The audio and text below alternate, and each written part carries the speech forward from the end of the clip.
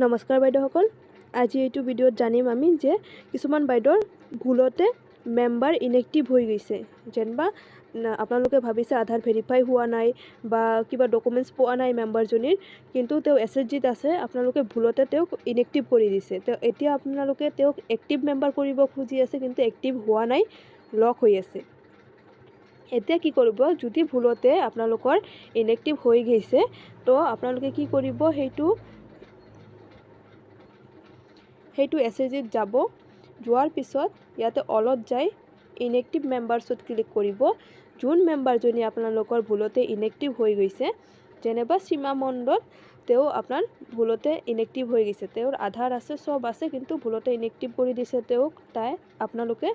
তো কি কৰিব, এতিয়া ইনএক্টিভ হোৱাৰ পিছত লগে লগে আপোনালোকে ব্লকত জনাব। কথাটো জনোৱাৰ পিছত ক'ব যে সেইটো SHGৰ সেইটো মেম্বাৰ যাক ইনএক্টিভ কৰিছে সেইটোক যাতে ৰিজেক্ট কৰি দিয়ে, এপ্ৰুভ নকৰে। যদি এবাৰ এপ্ৰুভ কৰি দিয়ে, ইনএক্টিভ মেম্বাৰক যদি এপ্ৰুভ কৰি দিয়ে, তো সেইটো আপোনাৰ তলা কেতিয়াও আৰু নুখুলে, একেবাৰে আপোনাৰ SHGৰ পৰা সেইটো মেম্বাৰ ডিলিট হৈ যাব আৰু আপুনি সেই মেম্বাৰজনীক এড কৰিব নোৱাৰে, মানে ইনএক্টিভৰ পৰা এক্টিভ কৰিব নোৱাৰে।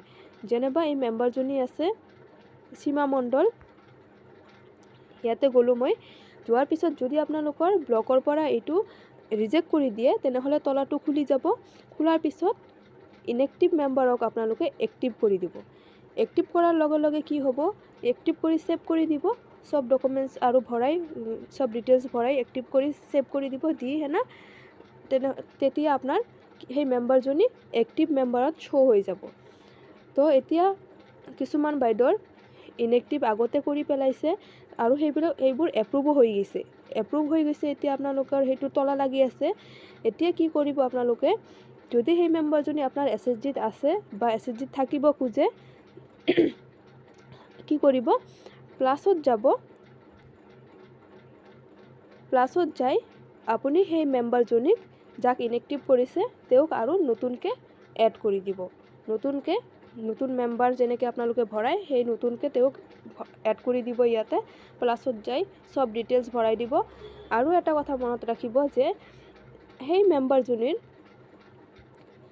যেনিবা ইনএক্টিভ মেম্বাৰজনী ইয়াতে যে আছে, ইয়াতে ইনএক্টিভ মেম্বাৰজনী যে আছে সীমা মণ্ডল, তেওঁৰ ইয়াতে একাউণ্টটো আগৰ পৰা শ্ব' হৈ আছে। তো এতিয়া তেওঁৰ একাউণ্টটো আগৰ পৰা শ্ব' হৈ আছে যদি আপোনালোকে যেতিয়া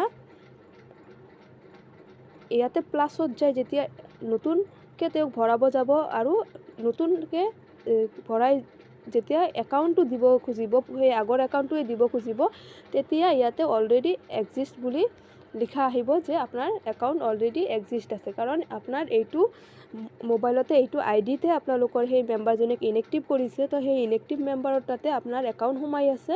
তো ইয়াতে একাউণ্টটো অলৰেডি এক্সিষ্ট বুলি দেখাব। তো আপোনালোকে কি কৰিব, মেম্বাৰজনীক ক'ব যদি তেওঁৰ বেলেগ একাউণ্ট আছে, তেওঁৰ বেলেগ একাউণ্ট ইয়াতে দিব, আৰু নহ'লে তেওঁক বেলেগকৈ একাউণ্ট এটা বনাব দিব, বেলেগ বেংকৰ বনাই ইয়াতে নতুন একাউণ্ট এড কৰিব। পুৰণা একাউণ্ট যদি আপোনালোকে দিব খোজে, সেইটো অলৰেডি এক্সিষ্ট বুলি দেখাব, সেইটো আপোনালোকে একাউণ্ট দিব নোৱাৰিব। তো এতিয়া ইয়াতে যদি দিব খোজে, নতুন একাউণ্ট দিব লাগিব আপোনালোকৰ। তো এনেকৈ আপোনালোকে কৰি ল'ব। এনেকৈ আপোনালোকে সেই মেম্বাৰজনীক আৰু নতুনকৈ ইনএক্টিভ মেম্বাৰজনীক নতুনকৈ এড কৰি দিব। নিশ্চয় বুজি পাইছে। এনেকৈ এক্টিভ মেম্বাৰক ইনএক্টিভ মেম্বাৰক এক্টিভ কেনেকৈ কৰিব সেইটোও বুজি পালে। আৰু যদি ইনএক্টিভ হৈ গৈছে, তেওঁ একেবাৰে ইনএক্টিভ হৈ গৈছে, তেওঁক নতুনকৈ ভৰাই দিব।